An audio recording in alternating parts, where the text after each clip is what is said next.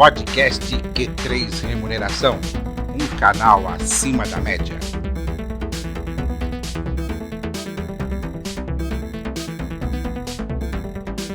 Voltamos com o podcast Q3 Remuneração, um canal acima da média. Bom, Américo, você estava falando da Nextel aí no nosso bloco anterior, né?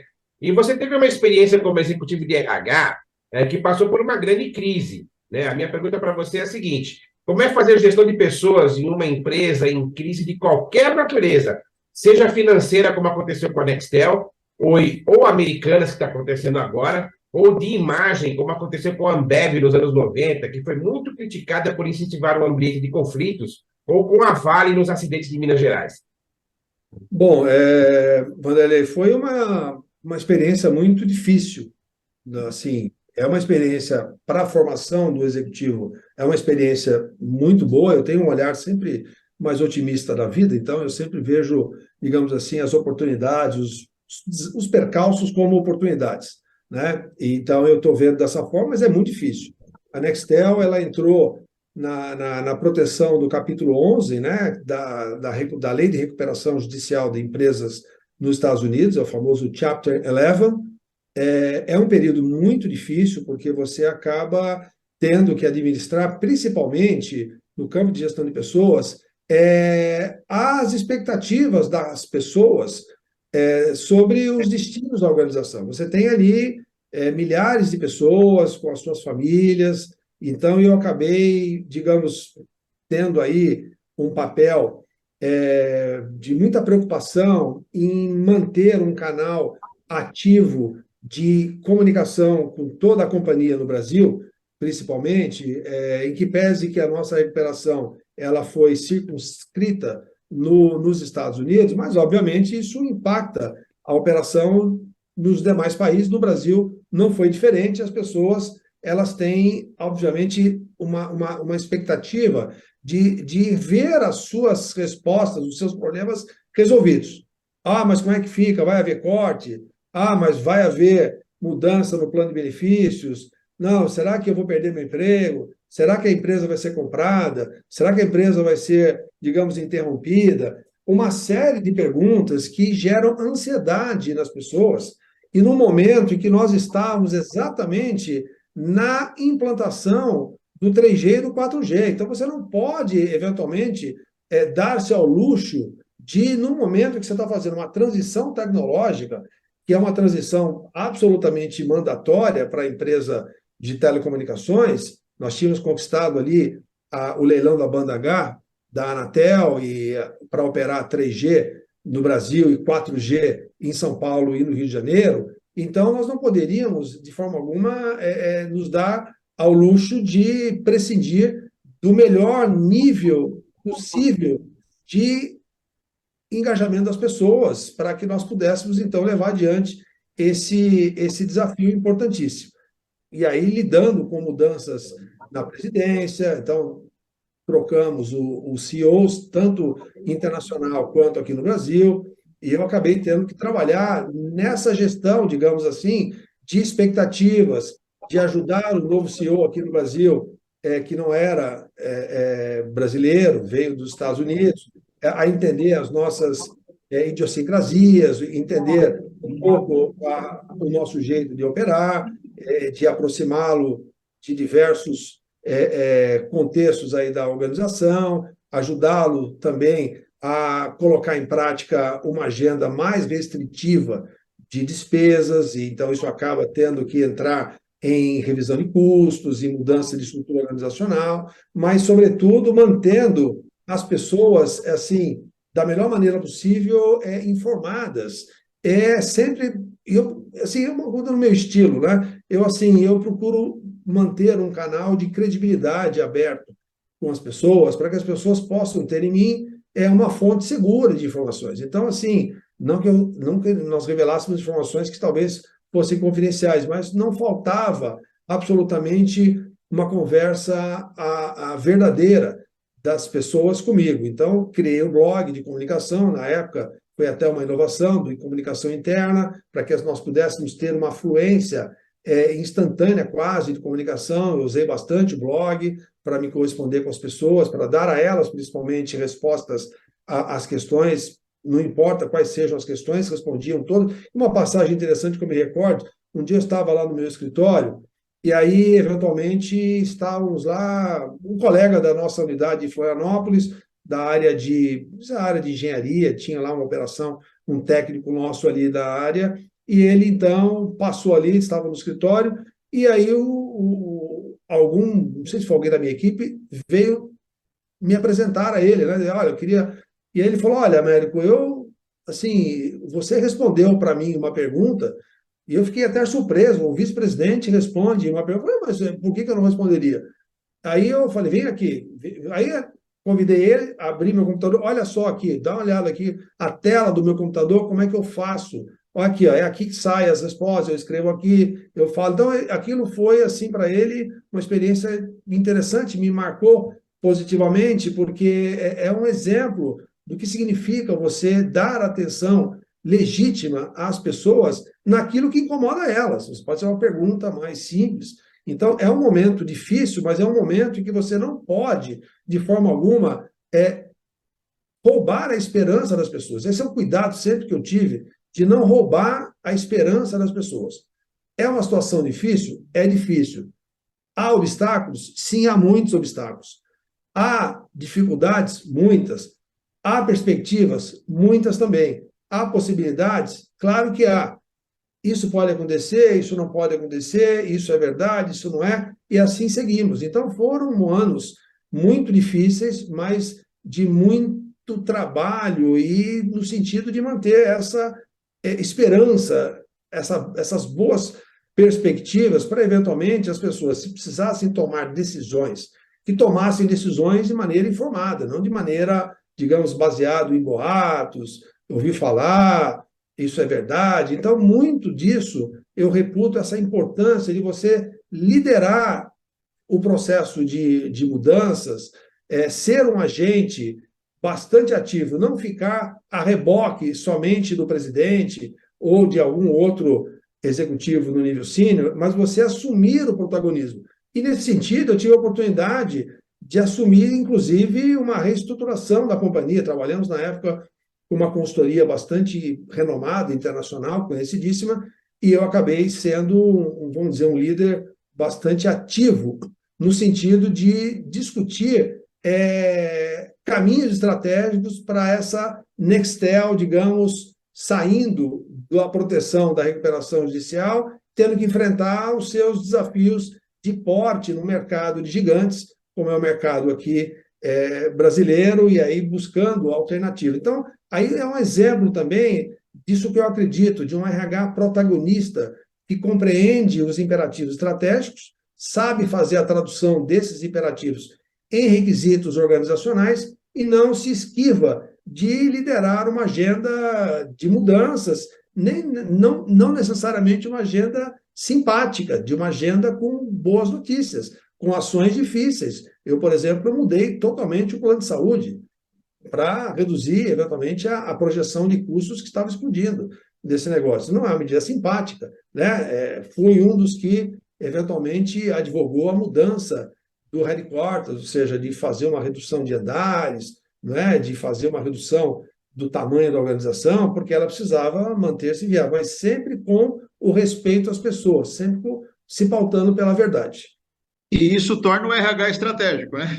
Ou seja, Olha, são essas ações, são essas visões de negócio, entendimento do negócio, que acaba tornando o RH estratégico. Matheus, você sabe que o seu comentário, só peço licença ao amigo, o seu Pois não. comentário me fez lembrar que você sabe que no exercício da minha posição como vice-presidente de recursos humanos da Nextel, eu fui convidado a ser Chief Operating Officer dela. Eu fui convidado a ser vice-presidente de operações da companhia. E eu, obviamente, por uma questão de carreira, eu conversei na época com o presidente, agradeci enormemente e declinei, porque a minha carreira eu pretendia chegar na última posição vertical, digamos assim, lá de ser o head global de recursos humanos, e aconteceu isso. Eu acabei, na saída do meu chefe internacional, o presidente novo me nomeou, que pese interinamente, né? E eu acabei conversando com ele sobre a necessidade de descontinuar, inclusive, o trabalho do headquarter. Por isso que eu acabei ficando interinamente, mas eu segui esse caminho. Esse é um feedback que eu recebi de ter sido considerado pela companhia apto a ser o seu Chief Operating Officer, ou vice-presidente de operações, por tudo aquilo que nós havíamos feito com a equipe minha, equipe extraordinária, né? Eu nunca, sempre faço questão de chamar atenção, tive o privilégio de trabalhar com pessoas da mais alta qualidade nas equipes que eu trabalhei. Então, fizemos um bom trabalho que a empresa reconheceu esse RH estratégico que você muito bem menciona, Matheus. Muito bem. Executivos de RH têm se destacado aí no LinkedIn, né? Sendo alçados a títulos de top voice nessa rede social. Qual é a importância que você vê para essa atuação do profissional de RH? Olha, é assim, há excelentes profissionais, Matheus. Eu tenho o privilégio de conhecer aqui vários colegas, alguns amigos, né? Com os quais eu convivi lá no grupo de gestão estratégica de pessoas da Câmara Americana de Comércio, a ANCHAM. Então, é um grupo de elite, vamos chamar assim, né? Bastante qualificado e profissionais que hoje estão em posições de grande relevância aí nas empresas muito consagradas do mercado. E são profissionais que apresentam estas características, né, que nós falamos aqui, de um bom domínio estratégico, essa compreensão, a capacidade de execução, capacidade de ser bons conselheiros para os presidentes. Alguns estão atuando em conselhos de administração, em comitês de pessoas. Agora, o LinkedIn também, há que se dar aqui um certo desconto, porque também não deixa de ser também uma rede de propagação, a meu ver, de um pouco de fake news, ou seja, de imagens, ou de uma certa pirotecnia, como se aquilo fosse, digamos assim, a realidade. Então, tem muita pirotecnia, ou seja, tem muitas frases de efeito, tem muito clichê, né? Tem muito conteúdos para buscar a simpatia das pessoas, muitas vezes desprovido da experiência prática de quem eventualmente não tenha tido a oportunidade de exercer posições relevantes nas empresas como executivo do C-Level, né? Então, eu tomo um certo cuidado, eventualmente, de respeitar, obviamente, todos os colegas, os top voicers, né? Mas, eventualmente, eu vejo assim um exagero, um certo marketing pessoal exagerado, não é? Um pouco aí, bebendo aí um pouquinho da fonte do filósofo sul-coreano o Shi Byung-hun, acho que é um nome assim, um nome até difícil, né? Depois o Vanderlei pesquisa lá e nos ajuda aí, mas ele fala um pouco dessa sociedade do excesso de positivismo, né? Do excesso de sucesso, que muitas vezes a realidade não é essa, né? Ou seja, a realidade, ele tem um livro que é A Sociedade do Cansaço, né? Que é um livro belíssimo também, né? É um filósofo sul-coreano que estudou na Alemanha, um cara brilhante. Então, assim, eu vejo um pouco esse efeito da sociedade do positivismo, do sucesso, né? É como se você fosse recomendar às pessoas as 10 lições para ser bem-sucedido, né? 10 dicas para você brilhar na sua carreira. Eu, particularmente, eu nunca acreditei nisso. Quem me conhece sabe que eu sempre fui uma pessoa até um pouco avessa a esse excesso, digamos, de exibicionismo. Eu acabei, pela minha atuação na Nextel, principalmente, tendo uma exposição maior ali com a mídia especializada, e foi uma experiência extraordinária, porque eu conheci excelentes jornalistas, né, pessoas de excelente qualidade, com quem tive a oportunidade de conversar sobre temas importantes. Então, eu vejo com certo cuidado assim esse excesso, digamos assim, de exibição, esse excesso de positivismo, não é? Que muitas vezes induz as pessoas a achar que é fácil. Então, isso, a meu ver, provoca nestas empresas que nós estamos falando, com esses desafios de relevância competitiva, muitas vezes uma desconfiança desse excesso de clichês que não conversa com a alta administração. Que a alta administração vive a realidade, vive o contexto das restrições mercadológicas, da falta de competitividade, das várias restrições impactando receita, margem, etc. e tal. Então, isso aí, muitas vezes, não conversa com a realidade empresarial. É muitas vezes para vender ou palestras, para vender curso, eventualmente para ganhar engajamento nas redes sociais. Então, eu recomendo assim, se você tem boas experiências, bom repertório baseado na sua trajetória consistentemente construída, que bom que você compartilha, né? Agora, se você acha que você vive disso, achando que isso efetivamente vai tornar você um grande guru, um grande executivo, eu particularmente não acredito nisso. Eu tenho um certo cuidado em relação a esse excesso de exibicionismo, né? Eu tomo um certo cuidado porque muitas vezes eu não percebo que quem está propagando isso tem a estatura executiva ou empresarial para, com propriedade, falar algumas coisas. Então, minhas reservas, mas obviamente eu respeito, né? Assim, mas não curto muito, não. Américo, o nome do final sul-coreano é Byung-Chul Han. É esse mesmo. É esse Esse aí. cara é brilhante, viu, Vanderlei? É brilhante. Legal. Vamos falar um pouquinho agora, Américo, sobre novas perspectivas de carreira para o executivo de RH, né? Tem havido nas grandes e médias empresas um aumento na criação de conselhos consultivos e comitês temáticos dentro dos conselhos de administração. Consequentemente, os cursos do IBGC, o Instituto Brasileiro de Governança Corporativa, têm recebido um aumento de alunos da área de recursos humanos. Como conselheiro de várias organizações, como você vê essa nova perspectiva de carreira para os profissionais experientes de RH? Olha, Vanderlei, eu tenho visto com bons olhos isso, porque as empresas estão gradativamente, principalmente as grandes empresas, estão se dando conta da necessidade de ter conversas sobre pessoas dentro do âmbito do conselho de administração.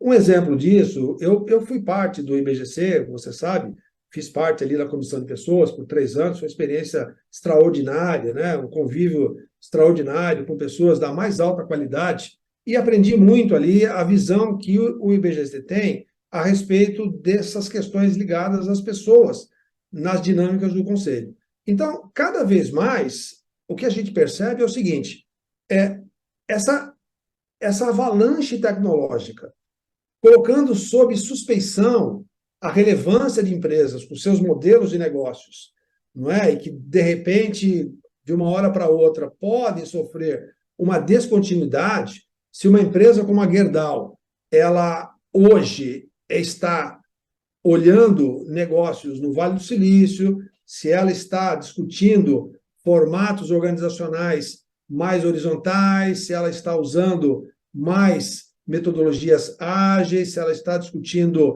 ela tem escola de formação de cientista de dados. Se uma empresa como a Gerdau, uma empresa do século XIX, literalmente, de um segmento de commodity, está exatamente olhando isso, imagina, eventualmente, as outras demais empresas, se não estão também sendo pressionadas por essas rupturas de modelos, né? Por aceleração tecnológica, parte deles. Então, o que algumas empresas, inclusive com ações na B3, resolveram trazer para os seus conselhos de administração, por exemplo, a conversa sobre cultura organizacional. Por quê? Porque elas se deram conta de que não é mais uma ferramenta tecnológica. A questão não é mais um determinado modelo, um template de transformação digital que você comprou e você traz aqui, vamos implantá-lo agora. A questão tem a ver com os modelos mentais, tem a ver exatamente com os paradigmas de liderança. Hoje pela manhã, eu tive o privilégio de falar num evento internacional de uma organização chamada ASCLA, que trabalha no Peru e toda a região andina, sobre governança corporativa, exatamente sobre esse tema de cultura, talentos. Por quê? Porque elas já se deram conta de que estes aspectos estão impactando o bom funcionamento dessas empresas. Então, não é você trazer aqui um determinado chassi novo de tecnologia, colocar um chassi aqui mais leve, né, fazer aqui toda uma plataforma tecnológica, um novo e-commerce. A questão é muito mais profunda. Como é que você vai mudar os modelos mentais para trabalho híbrido, para uma mentalidade digital de concepção de novos produtos, de novos serviços? Como é que você vai discutir essa horizontalidade da organização, que ela flui desta maneira, graças a essa presença 24 horas das tecnologias à nossa disposição? Então, isso desafia os modelos mentais. Por isso que essas empresas, algumas da B3, estão trazendo para a sala do conselho essas conversas de cultura organizacional. Por quê? Porque a cultura ela tem alguns atributos que talvez mereçam uma discussão de mudança visando a nossa continuidade futura. Quais novos profissionais nós deveríamos atrair? Quais novos profissionais nós deveríamos ter a bordo da nossa organização? Então, isso é uma conversa para um RH estratégico, como nós falávamos agora há pouco com o Matheus. É um RH competente, é um RH que sabe fazer essa tradução destes imperativos, desses tempos atuais, em requisitos organizacionais, a começar pela conversa sobre a nossa cultura organizacional. Eu estou dando aula pela Fundação João Cabral, falo isso, né, de uma maneira muito assim tranquila, porque o programa é um programa conhecido. Eu dou aula para a média gerência da Petrobras.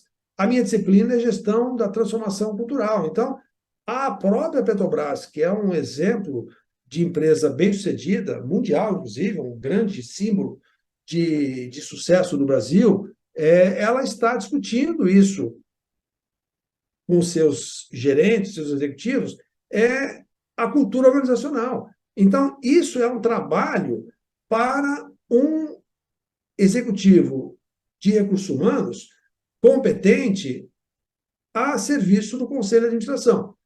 Como conselheiro, eventualmente como membro da comissão de pessoas ou até o chair da comissão de pessoas. Não é? Agora, mas é assim, as empresas de porte médio que eventualmente estejam inseridas em contextos de competição muito mais rapidamente impactados pela tecnologia e que, portanto, precisam de uma resposta muito mais rápida do ponto de vista de atração de talentos, de gestão de pessoas com modelos modernos de remuneração e benefícios, para citar algumas áreas, essas empresas precisam ter, eventualmente, conselheiros nesse sentido, ou, no mínimo, membros de conselho que a ajudem. Então, eu vejo com muito otimismo, Wanderley, um caminho bacana a ser explorado. Agora, volto àquela conversa agora há pouco com vocês. Sem repertório não vai. Assim, não é porque você foi determinada pessoa, se você não tem repertório para ajudar que tenhamos no conselho conversas de qualidade nesse sentido, e conselho de administração não é execução. Ou seja, não é ficar olhando planilha de Excel, não é fazendo PowerPoint. São conversas, muitas vezes, difíceis e conversas de questionamento de paradigmas. Então, um profissional, um executivo sênior de recursos humanos, temos alguns exemplos aí de mulheres que eu conheço, extraordinárias, né? Uma delas, que eu tenho profunda admiração por ela, é a Lília Guimarães, quer dizer, minha colega querida, né? Assim, é um exemplo de uma executiva extremamente competente, sabe muito de gestão avançada de pessoas, exerceu funções de grande relevância, e a Lília hoje oferece uma enorme contribuição para conversas de qualidade em conselhos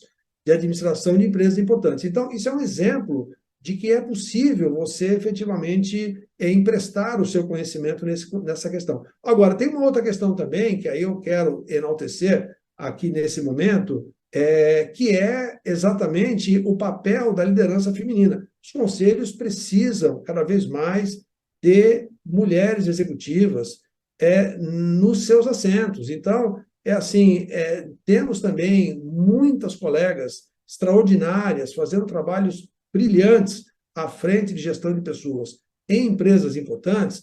Então, estas profissionais, elas também estão sendo olhadas, elas estão sendo parte de programas de desenvolvimento que eu acompanho aí pelas redes, pela mídia especializada. Então, também eu vejo com excelentes olhos esse caminho exatamente para tornar essas empresas, digamos assim, mais ambidestras, né? Ou seja, para você ter um pouco mais desse tempero no bom sentido, vamos chamar assim, né? Uma empresa mais diversa e uma empresa com mentalidades e skills mais diversos. A mulher normalmente traz exatamente, a meu ver, estas competências de uma maneira brilhante, né? Então eu vejo assim, sou bastante otimista agora. Wanderlei, assim, não adianta também, tem uma coisa importante que eu queria aproveitar a sua pergunta e destacar aqui: posição de conselho não é emprego, sabe? Ah, eu estou desempregado, minha carreira, eu vou me aposentar, então agora eu vou ser conselheiro. Eu tive um chefe uma vez que falou: Américo, depois eu acho que eu vou dar aula. Eu falei: bom, mas você acha que dar aula é o quê? Né? Assim, me explica direito o que você acha que é dar aula, porque não é chegar lá e bater um papo com as pessoas. Né? Da mesma forma que ser conselheiro não é, eventualmente, um novo emprego seu. Conselheiro é uma missão. Conselheiro é uma opção que você faz de dedicar parte do seu tempo sob uma remuneração e, obviamente, com a assunção de muito risco, não é pouco, não, é muito risco, tem muito risco associado, não é? Mesmo conselheiros consultivos, ou seja, dependendo do contexto, você pode ter repercussões importantes no seu CPF. Então, a gente tem que tomar um certo cuidado, eventualmente, de não glamorizar algo como se fosse assim a questão mais fácil do mundo. Né? O IBGC é uma excelente escola de formação. A formação Dom Cabral tem programas excelentes também de formação de conselheiros e desenvolvimento de profissionais em governança corporativa, mas isso não é, como eu falei, não é um novo emprego. Né? Isso normalmente acaba sendo reflexo de um convite, eventualmente de uma opção que o profissional tenha de que possa emprestar o seu tempo, a sua competência em prol de empresas que precisam desses skills. Legal, Américo. O Matheus teve um pequeno problema técnico aí, ele acabou caindo aqui da nossa sala. Vamos prosseguir aqui com a nossa conversa. Que tipo de trabalho você tem feito como mentor executivo? Olha, Vanderlei, assim, eu acredito muito nas recomendações, né? Ou seja, as pessoas que chegam a mim foram recomendadas. Então eu sou bastante seletivo nesse sentido, né? Muito seletivo. Eu procuro atender somente altos executivos, né? Que eu tenho tido a oportunidade, que são recomendados para mim. Né? Então, assim, de vez em quando eu recebo, né? Já tive o privilégio de atender autoridades, inclusive, né? Ou seja, então, pessoas do escalão ministerial, né? Nesse sentido, com grande honra, com grande respeito e consideração. Então, assim, muitas vezes, e pela Fundação Dom Cabral também, eu acabo atuando também, né, nesse sentido, com executivos que estão naqueles momentos, às vezes, ou de mudança de carreira, ou seja, olha, eu estou em dúvida se eu deveria eventualmente empreender, eu estou em dúvida se eu deveria buscar eventualmente um outro desafio como executivo, eu estou em dúvidas se eu não deveria eventualmente buscar um pouco mais atividades que tenham prazer, que eu sempre sonhei em ter, eu tenho uma conexão emocional. Então, tem muito desse perfil, né, de momentos importantes de mudança. Tem também profissionais que precisam, que têm uma ambição, e eu adoro esses profissionais que têm essa ambição de ser o titular de recursos humanos, ou seja, então ascender, digamos, para a diretoria. Então, isso me dá muita satisfação atendê-los também, né, de você ajudá-los a compreender como que você pode se tornar um RH estratégico a partir do seu comportamento como executivo. E aí ser, obviamente, respeitado e conquistar o seu espaço. Aí eu entro com as minhas orientações, né, e toda a experiência, e ajudo principalmente o executivo ou a executiva a ter uma tomada de consciência sobre si mesmo também. Porque, Vanderlei, é muito pouco provável que alguém possa ser um líder de sucesso sem antes ser líder de si mesmo. E eu falo isso com muito cuidado, porque eu acabei seguindo um caminho de mais de 10 anos, tendo que olhar para essa dimensão, digamos aqui, do Américo Figueiredo, líder de si mesmo. Então, eu uso muito isso também nos meus projetos de mentoria executiva, para ajudar empresários, ajudar executivos ou colegas em transição ou colegas desejando, digamos, uma ascensão. E também tem, assim, como eu aprendi muito sobre a malícia corporativa, né? Ou seja, então, contextos bastante complexos, né? E com muitas armadilhas, digamos assim, politicamente falando, né? Então, eu acabo emprestando também um pouco dessa experiência nas mentorias executivas para que os executivos possam, eventualmente, pensar a respeito. Muitas vezes, eu costumo dizer para os meus alunos, e falo também para os meus mentores, ou para os meus mentorados, perdão, meus mentis, né, Vanderlei, não há espaço para a ingenuidade no piso corporativo. Não há espaço. Não há espaço. E eu me surpreendo quando eu me deparo, às vezes, com o executivo ingênuo. E, às vezes, eu me deparo. Então, eu falo, olha, não tem espaço, sem todo respeito, mas não há espaço para ingenuidade. Então, aí, eu ajudo também muito com essas várias experiências aí, vamos dizer assim, pelas estradas da vida, né? Legal. Para a gente poder finalizar, Américo, você como Américo, professor da em cima Fundação do dessa Capital. questão aí, O Matheus quer falar. deixa eu fazer uma pergunta em cima dessa questão Opa. que o Américo está falando. Quando esses mentorados chegam até você, você consegue identificar um perfil de gaps que são comuns entre esses mentorados?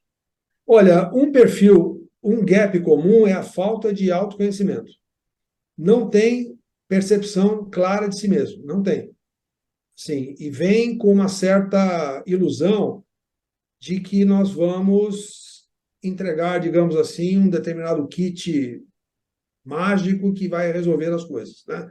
Então, essa dificuldade de olhar a si mesmo, Matheus, é um traço recorrente, né? Muitos, assim, obviamente eu tenho que tomar um certo cuidado, porque eu respeito bastante a individualidade das pessoas e se não há um espaço de abertura, eu sempre peço permissão, né? Eu sou coach formado, então, assim, eu tomo um cuidado muito grande, né, de pedir permissão. Mas, algumas vezes, há uma resistência muito grande de, eventualmente, explorar aspectos que são intrínsecos à história de vida da pessoa que estão impactando no comportamento executivo.